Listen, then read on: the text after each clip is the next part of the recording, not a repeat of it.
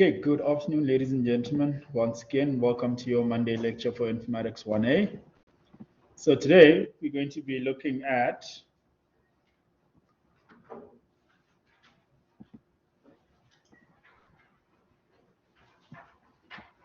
just give me a second. Today, we're going to be looking at two-dimensional data. Okay, and so you do know your semester test is going to be this Wednesday, right? The venue is D3 Lab 104. So if you go to the D Labs, go 3 floors up, you should see where D3 Lab 104 is. We have finished setting your paper, and it's quite a lengthy paper in terms of reading. So what we've decided to do is give you guys 15-minute reading time. The 5-minute reading time. The test will start at exactly 13:50. Which means by 13:50, that's when we'll give you 5-minute reading time. We may give you 5-minute reading time before 13:50 or exactly at 13:50. What does that mean for you? What time do you need to arrive at the venue? You should be there at least 15 minutes before the start time of the test. It's going to take us quite some time to get you guys in to the venue. There are a few rules that you guys need to adhere to. For instance, you have to have some form of identification with you, ideally your student card. Everyone should have a student card. If you don't, your license or ID will suffice.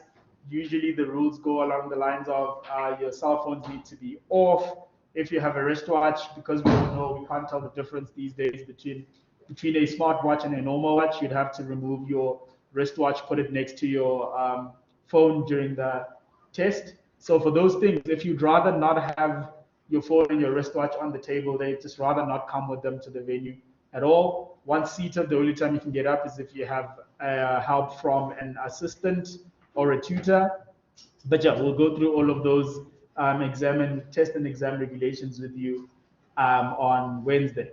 So today we're going to be looking at two-dimensional data, which is not going to be part of your semester test, but will definitely be part of semester test 2. So we're trying not to go too hard with this information, not to get to a point where there is information overload from your side, from your point of view, because at this point we might have students that, since this is not going to be in the test, not going to pay attention. But please do, this is pretty much the last lecture we have before the test, which will not be part of this test, but will be part of the second test. Okay, so what should you have mastered already? Like from the get-go till today, you should be able to define a dynamic array. Are we all on the same page with dynamic arrays? Everyone in attendance can define a dynamic array, correct? Okay, and then you should be able to resize that dynamic array. So the idea is, as soon as you have all of the information you need in order to resize that array, you'll get to resizing that array, entering values into a dynamic array, displaying values from the dynamic array, and performing calculations with the dynamic array. So basically with any form of array, it can be a dynamic or a static array. So we're all okay with the above. There are no issues with this. Okay.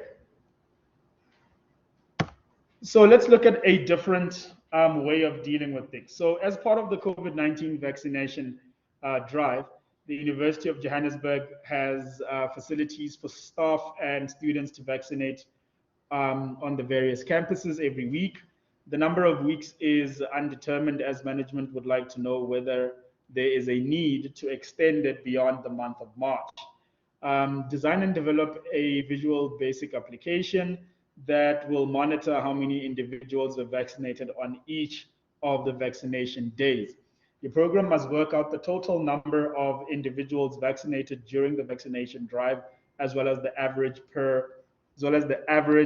vaccinations per vaccination day. Just give me a second. Okay. Oh, there's a question online that says, is it 104 or 401? It's 401. The venue is D3 Lab 401 and 402.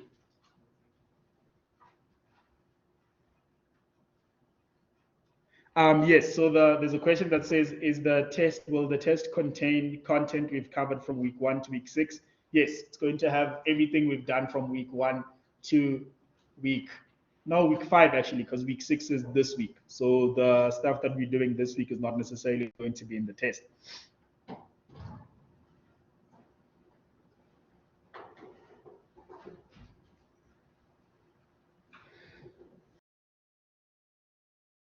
Got one that says, so redimming is resizing of an array and dim is a local variable. Yes, that is, redim is to resize an array, dim is for local variables.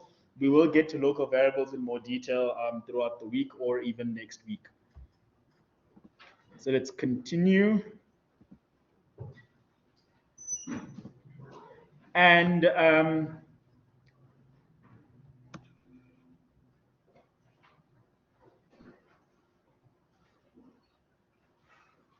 so this is basically the same as your practical, right? Identical to your practical. Quite easy to do with the information that you guys have available to you from the stuff that we did in the last 5 weeks. But what if we added a twist to it? So now instead of just keeping track of how many people are vaccinated, we'd like to know more information. So, okay, the difference between this and your practical is the practical wants to know how many people are trying to get into campus, and this is trying to get to, we're trying to find out, am I correct in saying that? Yes, here we're trying to find out how many people are vaccinated on campus each day. So what if we changed it to say, design and develop an application that will monitor how many individuals were vaccinated with each of the different types of vaccines. So we've got Pfizer, J&J, Sputnik, and all of those other vaccines on each vaccination day. So we do know that in actual fact, it's just Pfizer and J&J, but for the purposes of this demonstration, we're going to include all of the others that we do know of that exist. Chances of Sputnik ever making it anywhere is very slim because everything Russian is being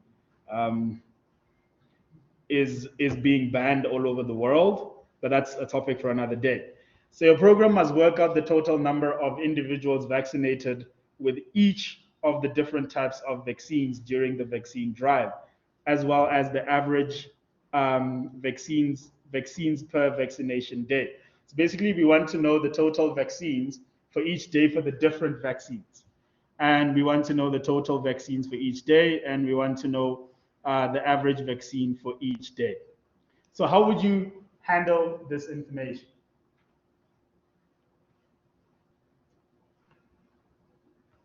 Anyone? So for the previous one, it's quite simple, right?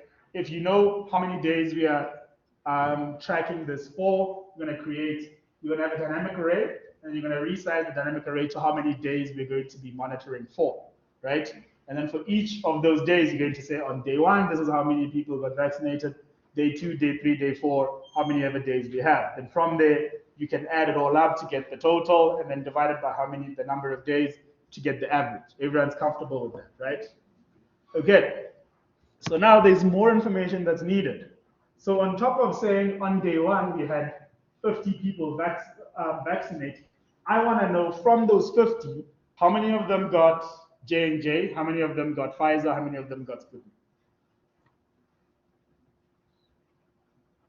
So how are we going to handle that? Yeah.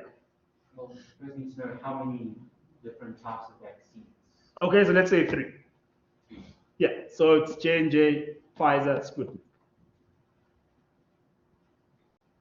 So how are you going to handle this? Are you going to have multiple arrays? How are you? Yeah. You could use a 2-dimensional A array. 2-dimensional array. Okay, it's one way of doing it. There is another way of doing it. Yeah. Columns in the grid. Okay, so what do we use the grid for? What is the function of the grid? To display the input, not necessarily. The function of the grid is to output. So whatever it is we want to output, we output in the grid. So does the grid store values? No, it doesn't. It just displays them. So once it displays them, it forgets them. So we can't pull information from a grid. So we can't necessarily say we're going to store this information in a grid. Yes?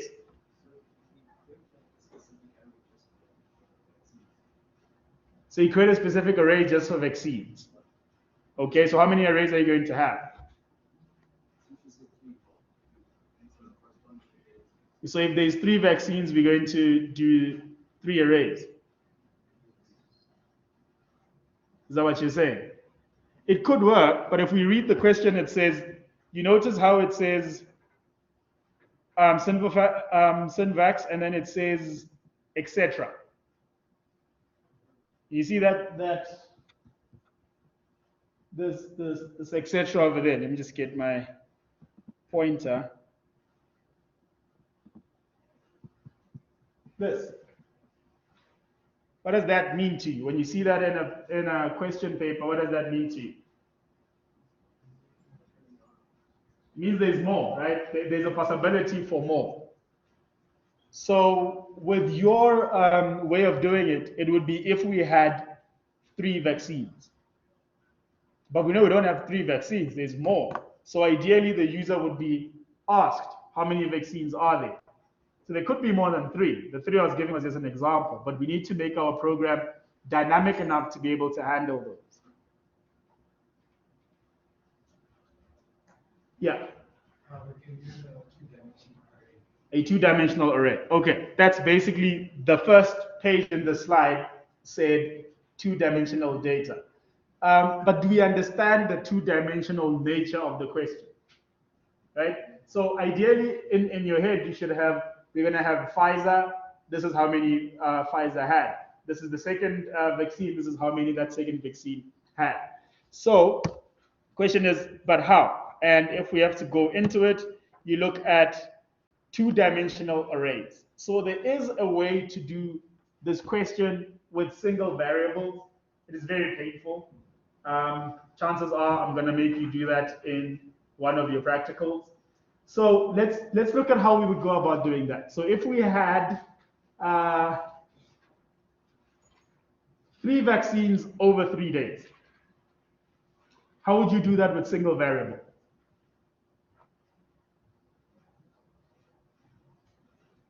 So how many pieces of information does one variable hold? 1.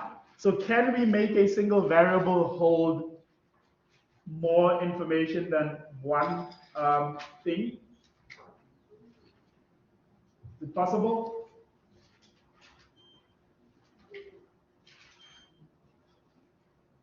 Have you guys ever heard the word tuple?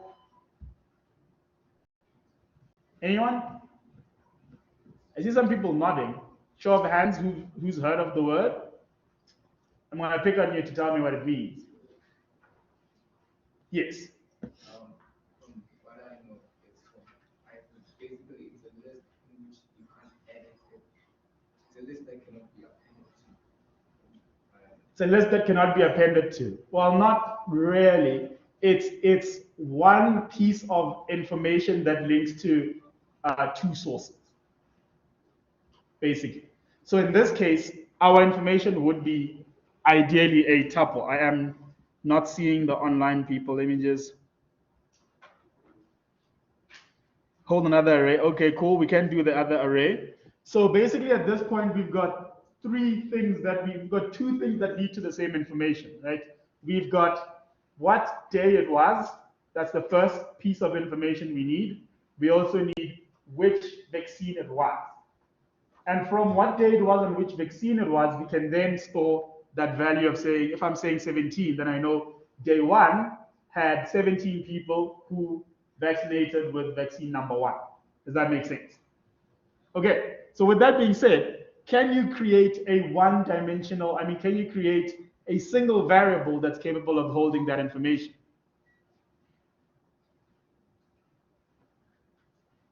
Let me do this.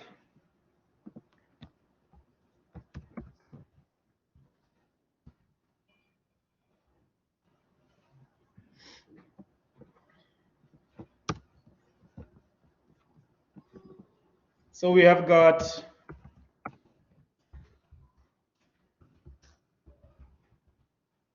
3 vaccines, 3 days of monitoring, right? We want to create single variables to store this information.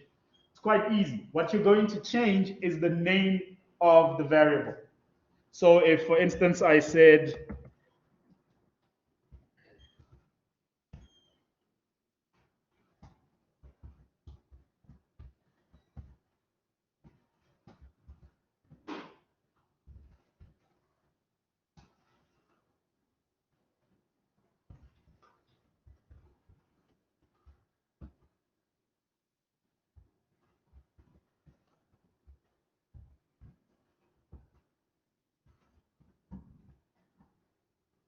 no,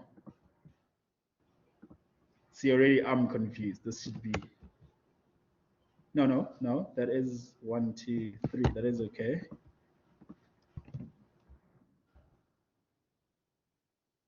This should be 2.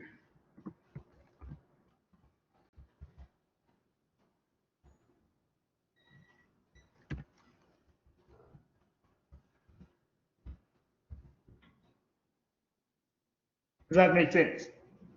So essentially, we're going to have a variable called D1V1, right? What do you think is going to be stored in D1V1? The number of people that got vaccinated in day 1, number of people that got vaccinated in day 1, come on, in day 1 for vaccine 1. Okay.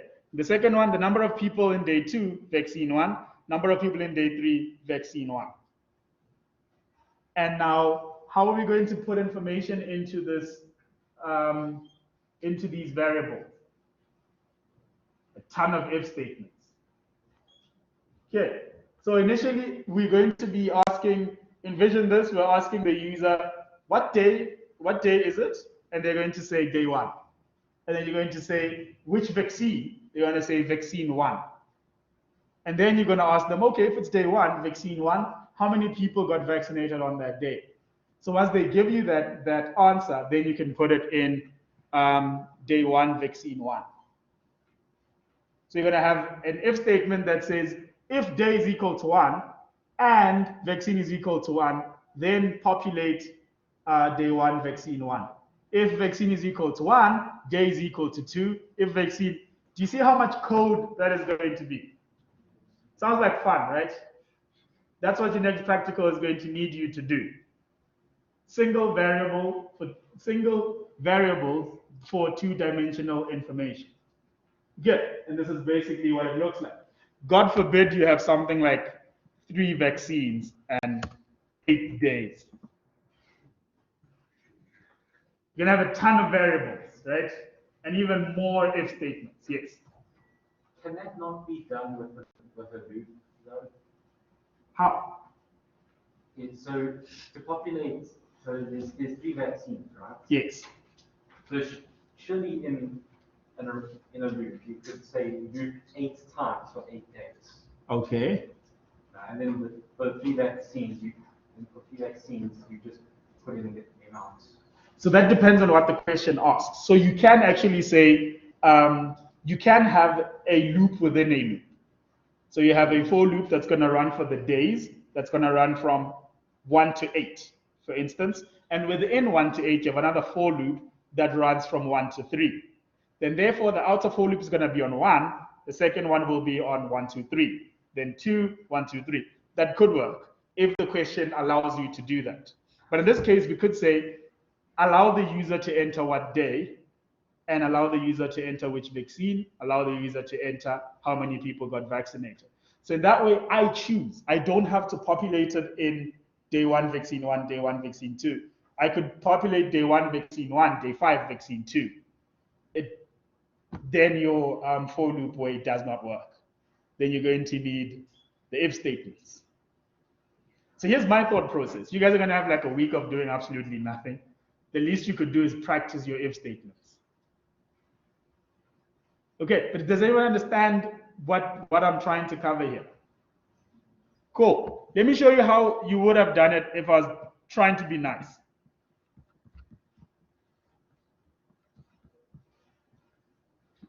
Come on. So over here, you can create something called a 2D array, right? We all know how to create a dynamic array, and that array handles is a one-dimensional array. So how do we declare a fixed size two-dimensional array? Because we are dealing with two dimensions, we put two numbers in the brackets. So this is going to be 2 is going to represent the first dimension, and 3 will represent the second dimension. So it's easier to think about it like a grid, right?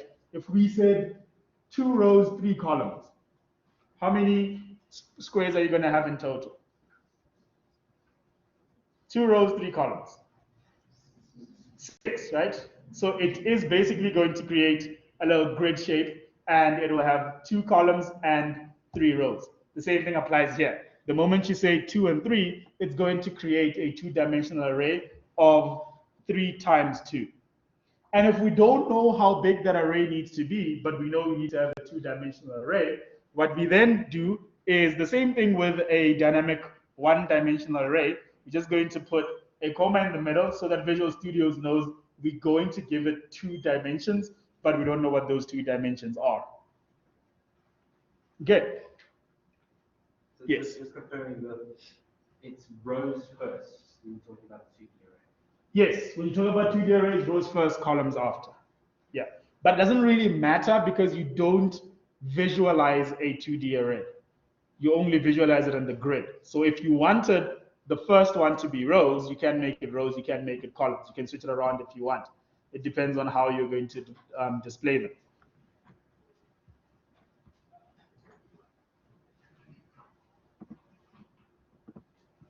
And yeah, so we've already spoken about this. You can have one for loop inside another. You can have another if, you can have an if statement within another, you can have a while loop within another. So in order to populate that 2D array, you're going to do what the gentleman in front said. You're going to have one for loop that runs from 1 to the first dimension, and you're going to have another for loop that runs from 1 to the second dimension. That way, when the first one is at 1, when we get into the second one will run from 1 to how many ever we have, then move on to the second one. So we're going to be populating it like that. Does that make sense? Yes, no, maybe? Yes. Okay. This is as much information as I'm going to give you now. I see a lot of you are still are very, not necessarily confused, but are still trying to internalize what we discussed today.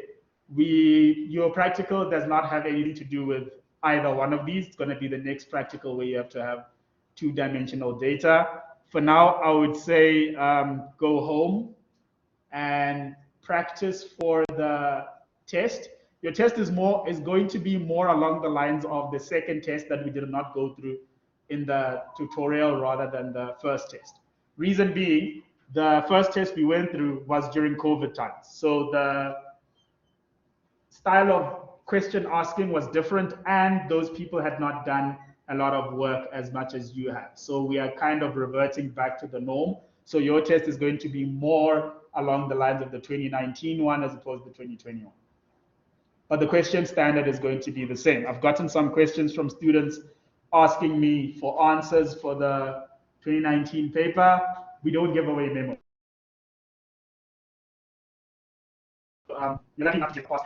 So we don't give away memos. If you have answered some of the questions and you want to see whether or not you've answered them correctly, you can definitely go to their assistants. I have given them instructions to say if you do come with answers, they can help you figure out whether or not what you did is right or wrong. They also don't get the memo, so you guys are going to be just figuring it out. But the idea is the last time we gave out memos, we had students regurgitating our memo to us with a question that has nothing to do with, so maybe last year's question paper had to do with cats, and then now we're talking about global warming, and we're getting answers that have to do with cats in the new paper. We're trying to avoid that altogether. The questions are going to be different, but more or less on the same level. Again, it's 40 marks. There's some reading to be done, so please make sure you get to the venue early so that you can have that reading time. And yeah, question?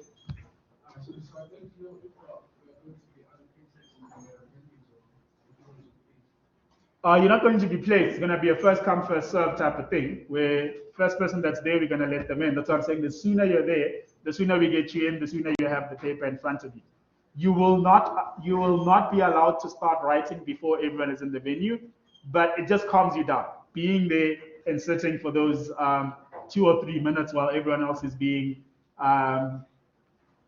allocated seats can calm you down a little bit more. But also, by the time we start distributing the papers and we give you that 5 minute reading time, if you are late, you're not going to get that 5 minute reading time. So I'd say 15 to 30 minutes early at the venue. If I were you, I'd be there at least 30 minutes early outside. We'll only let you in at a certain time, but if you're there, it's easier. Also, there will be no bags allowed in the venue, ladies and gentlemen. So please either leave them at home, leave them in your cars, or you can leave them at safekeeping at outside B. You guys are aware of that place, right? There's a safekeeping. It's a little room outside B by the stairs where you can just give them your bag. They give you a little token. Come write the paper. After writing the paper, go back, give them the token. They'll give you your bag back. Okay. Are there any questions with what we've done today, or the test, or just in general? None. Okay. Then I will see you guys on Wednesday. Just a quick reminder, those of you that are in the Thursday tutorial, you would have noticed last week was Monday, so you did not have a tutorial. We only did the Monday tutorial and the Tuesday tutorial and the Friday tutorial. Just for keeping up with everyone else, we suggest that you try and watch either Monday or Friday's tutorial to catch up. That's the tutorials where we were going through the semester test. Okay, thank you very much, ladies and gentlemen. Do enjoy the rest of your day. Can we email the tutors and give? No, you should not. You can't email them, but you can, however, ask them. You can DM them if they are in the venue. So if they are there, you can DM them. That's not a problem. But otherwise, you can't.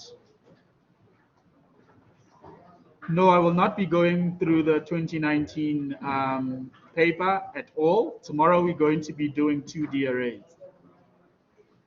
Question. Please go ahead and ask your question.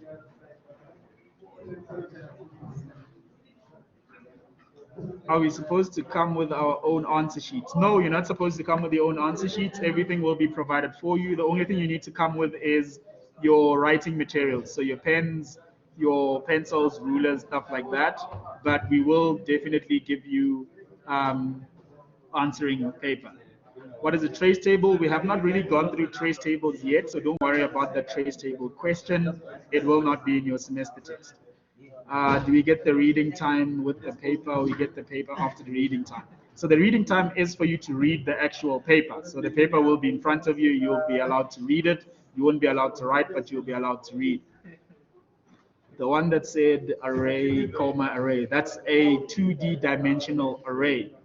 In the lecture slides, the third array, was it dynamic? Yes, it was. It was a dynamic. Let me just double check for you quickly and show you.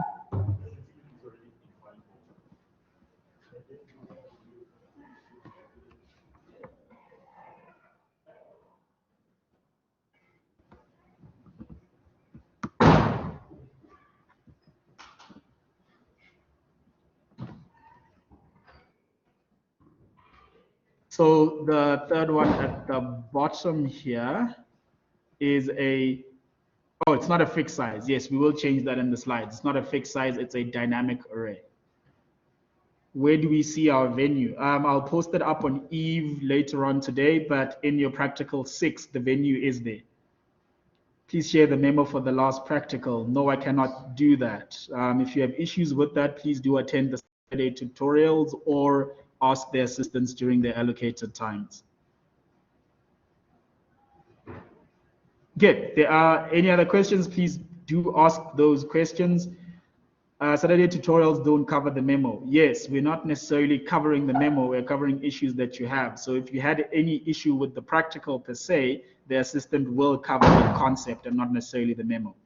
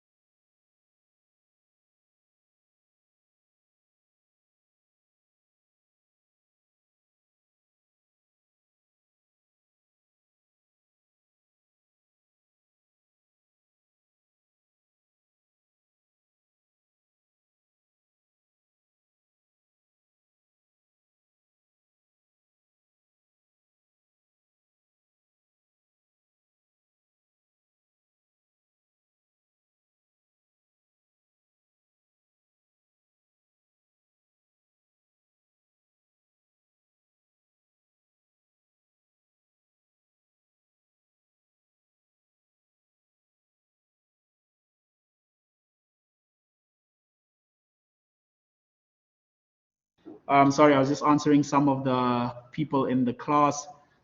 I don't know what you want me, WT Mbiwa, I don't know what you want me to do with that information. That is a question from the 2019 paper.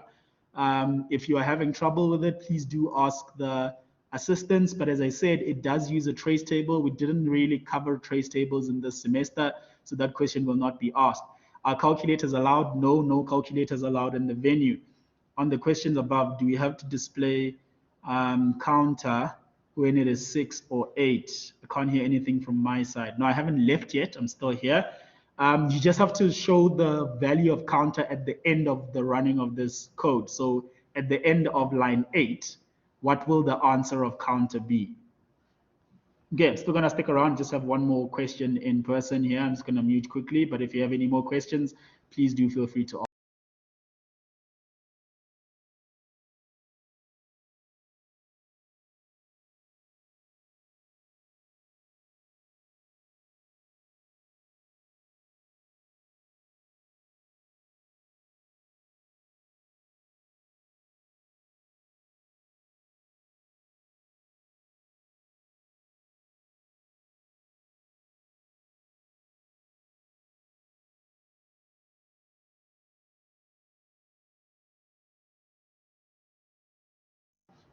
Okay, ladies and gentlemen, thank you very much. I'm going to end the session. If there are any more questions, please feel free to email myself and Prof. Lung. Otherwise, I'll see you guys on Wednesday.